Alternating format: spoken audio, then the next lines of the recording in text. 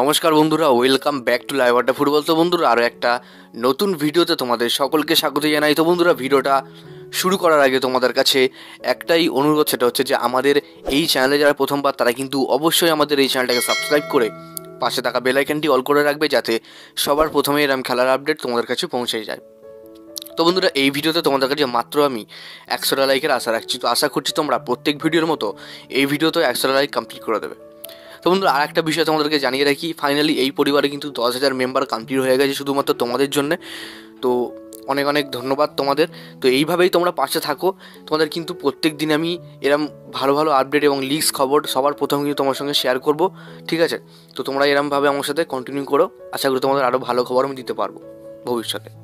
তো যাই হোক, আজকে মোহনবাগানকে নিয়ে কিছু আপডেট তোমার সঙ্গে শেয়ার করার আছে। শুধু মোহনবাগান না, পার্শ্ববর্তী দুটো ক্লাবও আছে, সেইটা নিয়ে আলোচনা করব। তো তোমরা ভিডিওটা একটা সেকেন্ডও স্কিপ না করে পুরোটা দেখতে থাকো, নাহলে কিন্তু তোমরা কিছু বুঝতে পারবে না। তো বন্ধুরা, সবার প্রথমে যে আপডেটটা নিয়ে আমরা কথা বলি, আইএসএলের ইতিহাসে এমন কোনো দল নেই যারা পরপর 5টা সিজন, লাগাতার 5টা সিজন কোয়ালিফাই করেছে, প্লে অফসে গেছে।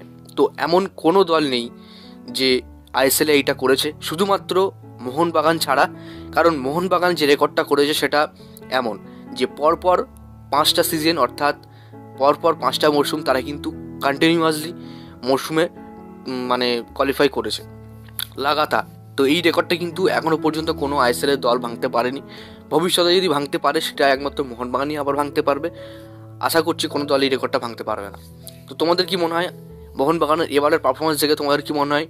টপিক কি ঘরে আসবে না আসবে না, অবশ্যই কিন্তু কমেন্ট বক্সে জানিয়ে দিও। তো এরপরে যে আপডেটটা দেবো সেটা কিন্তু ট্রান্সফার আপডেট। দেখো, এই মুহূর্তে সবথেকে বড় খবর পাওয়া যাচ্ছে, আমি তোমাদেরকে বলেছিলাম যে মোহনবাগান যদি প্লেয়ার আনে তাহলে কিন্তু অবশ্যই স্কটল্যান্ডের প্লেয়ার আনবে, যেটা কিন্তু স্কটিশ লিগ খেলা প্লেয়ার। সেই সাথেই মোহনবাগানের দেখা দেখি মুম্বাই সিটি ম্যানেজমেন্ট এবং পাঞ্জাব এফসি ম্যানেজমেন্ট, এই দুটো দলের ম্যানেজমেন্টও কিন্তু একই কাজ করছে। তারাও কিন্তু ওই স্কটল্যান্ডের স্কটিশ লিগ থেকে স্কটল্যান্ড প্লেয়ারের উপরে কিন্তু টার্গেট করছে, যেটা কিন্তু মোহনবাগান যেমন টার্গেট করেছে একটা স্কটল্যান্ডের প্লেয়ারের নাম আমি তোমাদেরকে এখন বলছি না, কারণ এখনও কনফার্ম হয়নি, যার কারণে কিন্তু তোমাদেরকে বলছি না। আমি কিছু সোর্স পাই, তবে অবশ্যই কিন্তু তোমাদের সাথে ওটা কিন্তু রিভিল করবো নামটা। দেখো, মোহনবাগানের সাথে সাথে কিন্তু পাঞ্জাব এফসি এবং মুম্বাই সিটি এফসি, এই দুটো ক্লাবও কিন্তু স্কটল্যান্ডের অর্থাৎ স্কটিশ লিগের দিকে বেশি ঝুঁকছে, ওখান থেকে প্লেয়ার তোলার কথা ভাবছে।